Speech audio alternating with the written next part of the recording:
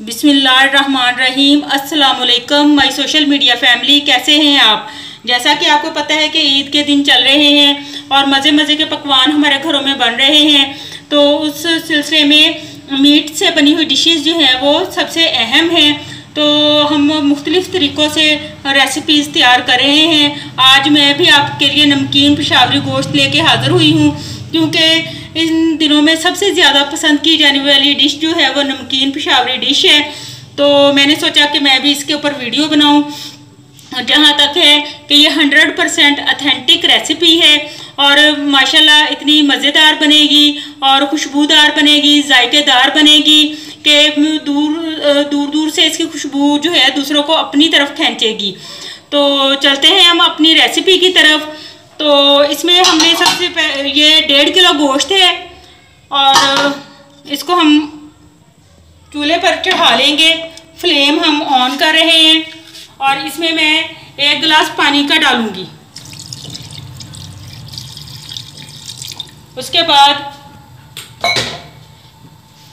ये हाफ मैंने प्याज जो है वो काट के रखा हुआ है वो इसके अंदर डालेंगे हम। फिर इसके बाद जाएगा नमक, जो इसका मेन इंग्रेडिएंट है। लाजवाब रेसिपी बनके तैयार होगी इंशाल्लाह, खाने में बहुत मज़ेदार होगी, जायका भी इसका लाजवाब होगा। इसमें हम 1 चम्मच जो है वो नमक ऐड कर देंगे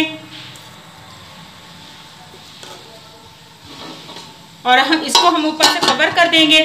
जब ये पकने लग जाएगा तब हम इसको प्रेशर कुकर हम इसका बंद कर देंगे। उसकी वजह यह है कि कहा जाता है कि इसको कढ़ाई में बनाते हैं। कढ़ाई में जब बनाते थे तब ये जो जदीद टूल्स हैं, मसलन प्रेशर कुकर वगैरह ईजाद नहीं हुए थे या ज़्यादा आम नहीं थे, तो कढ़ाई के अंदर बना लें या प्रेशर कुकर के अंदर बना लें, बात एक ही है, टेस्ट एक ही रहेगा। और बिल्कुल होटल वाले स्टाइल की जैसे पेशावर में मिलती है ये रेसिपी नमकीन गोश्त की, वैसा ही मैं लाजवाब नमकीन गोश्त की रेसिपी बना के आपके सामने तैयार करूँगी।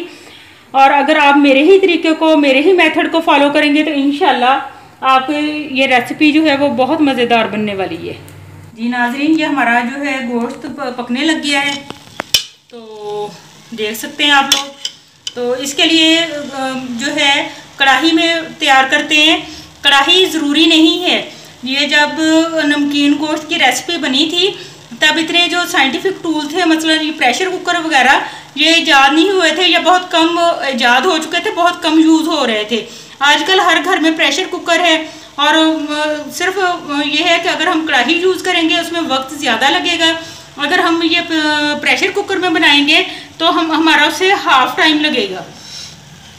इसलिए जब हमारे पास ये सहूलत मुयस्सर है तो हम उस सहूलत को इस्तेमाल करेंगे। इसमें टेस्ट में कोई फ़र्क नहीं आएगा। तो ये अब पकने लग गया है। अब मैं इसमें ऐड करूँगी 1 चम्मच। ये मैंने अदरक और इसका लहसुन का पेस्ट बना कर रखा हुआ है, तो ये 1 चम्मच मैं ऐड करूँगी इसके अंदर पेस्ट।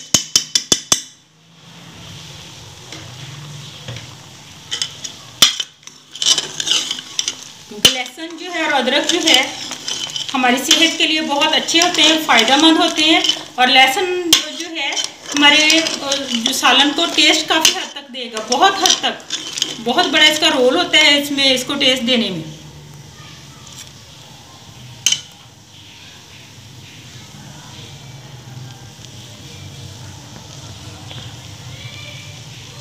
अब ये उबलना शुरू हो रहा है तो इसके ऊपर मैं ढक्कन लगा दूंगी और एयर टाइट कर दूंगी।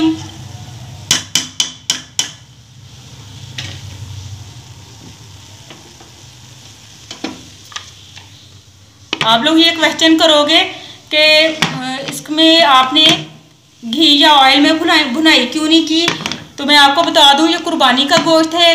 कुर्बानी के गोश्त में घी या ऑयल नहीं जाता, क्योंकि इन दिनों में आम जो है मिकदार में गोश्त खाया जाता है और ज़्यादा मिकदार में अगर जब हमने खाना होता है तो घी या ऑयल डालें तो हमारे दिल के ऊपर बोझ बन जाता है, हमारा निज़ाम हज़म उसको बर्दाश्त नहीं कर पाता।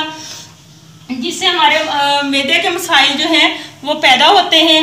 अगर चूँकि ये ईद कुर्बान है, इस पर ज़्यादा से ज़्यादा गोश्त जो है वो खाया जाता है, उसके लिए इस किस्म की रेसिपी होनी चाहिए जो हमारे निज़ाम को मुतासर ना करे और हमारे जो दिल है वो बुरा ना हो और हमें जो है हमारी सेहत को कोई नुकसान ना हो। ये मैंने वेट लगा दिया है। ये 40 मिनट का वेट मैं लगाऊंगी और 40 मिनट में ये इतना पक जाएगा कि हड्डियाँ जो है वो गोश्त से अलग हो जाती हैं। तो 35 या 40 मिनट, हद 40 मिनट आप रखें कि किसी तौर पर भी 41 मिनट के ऊपर ना जाए। मैं 35 मिनट मैक्सिमम रखती होती हूँ, ज़्यादा आज तक ऐसा कभी भी नहीं हुआ कि मेरा बीफ हो या मेरा मटन हो। मटन तो वैसे ही कम टाइम लेता है, वो 25 से 30 मिनट लेता है, मिनिमम 25 मिनट, मैक्सिमम जो है वो 30 मिनट लेता है। बीफ मिनिमम 35 मिनट और मैक्सिमम जो है वो 40 मिनट लेता है। इससे 1 सेकंड भी आपने ऊपर नहीं जाना। ये हम मिलते हैं 35 मिनट बाद, क्योंकि मैं भी 40 मिनट पे नहीं जाऊंगी। 40 मिनट पे जब हम जाते हैं ना तो गोश्त जो है वो हड्डियों से अलग हो चुका होता है। तो ऐसा वो भी हम इतना ज़्यादा भी हमने इसको नहीं पकाना कि गोश्त हड्डियों से अलग हो जाए, इतना ये कि भी वो भी पक जाए और खाने के काबिल हो, टूटे अच्छे तरीके से, तो अच्छी तरीके से टेंडर हुआ हो। मैं चेक करवाऊंगी आपको साथ साथ। अब मिलते हैं 35 मिनट के बाद।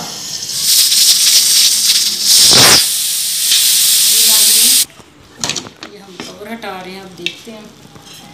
चम्मच से इसको हिलाते हैं। माशाल्लाह बहुत मुकम्मल तौर पर टेंडर हो चुका है। मैं आपको चेक भी करवाती हूँ। अलग से इधर चम्मच के अंदर अच्छी तरीके से दिखाया नहीं जाता। ये देखिए अच्छे तरीके से गोश्त जो वो टेंडर हो चुका है, गर्म है, वरना मैं हाथ से भी आपको ये देखिए माशाल्लाह ऊपर करे कैमरा। और इसमें आप लोग देखें कि वो आपको साइड पे वो ऑयल सा नज़र आ रहा है। ऑयल हमने इसके अंदर डाला तो नहीं था, लेकिन ये जो है ना इसके गोश्त के अंदर से आप गोश्त की बोटी को हाथ में पकड़ के देखें तो इसके अंदर आपको जो है नमी सी महसूस होगी, ऑयल महसूस होगा। उसकी वजह इसके अपने अंदर जो है वो ऑयल होता है, वही बाहर निकलेगा स्क्वीज़ होके। और जो नमकीन पेशावी गोश्त है उसके अंदर कोई मसाला नहीं जाता। बता मैं थोड़ी सी हल्दी ऐड करने लगी हूँ सेहत के लिए हाथ से। और का जो है रेड चिल्ली, लाल मिर्च, सॉरी, वो तो हरगिज़ भी इसके अंदर नहीं जाएगी।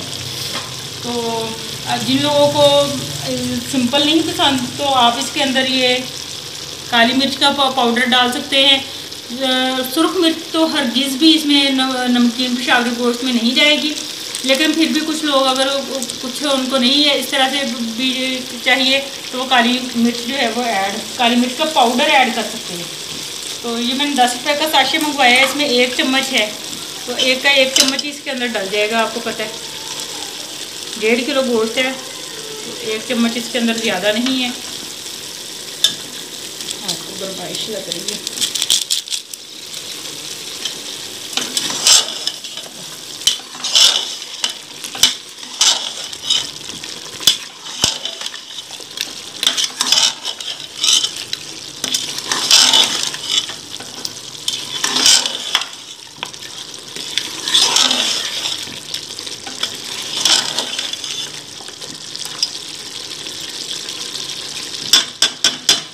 अब हम इसको 3-4 मिनट के लिए दम लगा देंगे।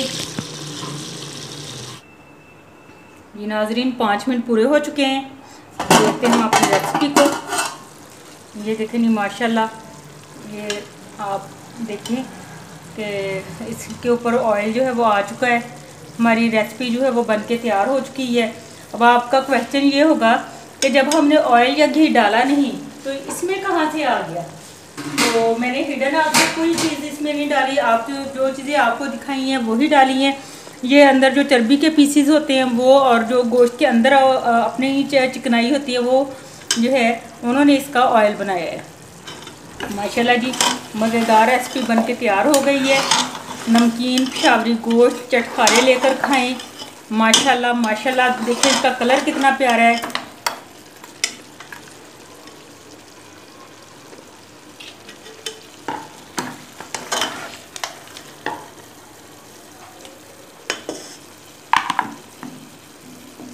माशाल्लाह देखें जी कितना प्यारा बना है और इतनी प्यारी अंदर से खुशबू आ रही है। जिस खाने की खुशबू अच्छी हो ना, वो खाने में भी बड़ा मज़ेदार और टेस्टी होता है।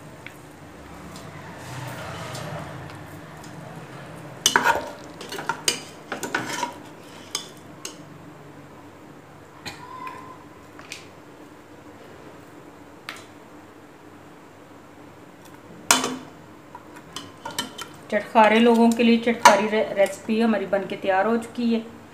माशाल्लाह जी ये जी हमारा नमकीन पेशावरी गोश्त बनकर तैयार हो चुका है।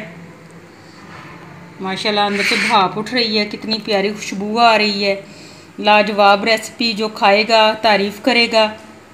माशाल्लाह माशाल्लाह। अगर आपको मेरी ये वीडियो पसंद आए इसको लाइक करें, शेयर करें और ज़्यादा से ज़्यादा सब्सक्राइब करें और इसके साथ मुझे दें इजाज़त। अल्लाह हाफिज़।